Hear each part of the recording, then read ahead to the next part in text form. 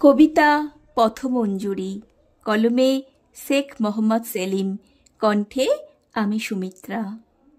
শৈশবেতে ছিলে তুমি সবুজ আবিরে ঢাকা, যৌবনেতে দেখালে রূপ নিপুণ ছবিতে আঁকা। পাপড়ি মেলে ডাকলে তুমি এসো আমার কাছে, লুকোচুরিতে দিলাম দেখা, না দেখে লোকে পাছে। ভয় সরিয়ে করলাম যবে তোমায় আলিঙ্গন, নিমেষেতে হারিয়ে গেলে রূপ মহিমার ক্ষণ। গুনগুনানি ভ্রমররা সব ঘুরত আশেপাশে, কুচকে তুমি লুকিয়ে যেতে মান হারাবার ত্রাসে। এখন তুমি এলোমেলো অগোছালো ভাব, ঝরবে কবে অপেক্ষাতে বিলিয়ে দিয়ে সব।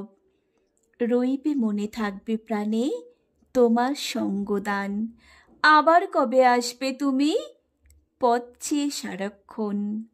ধন্যবাদ।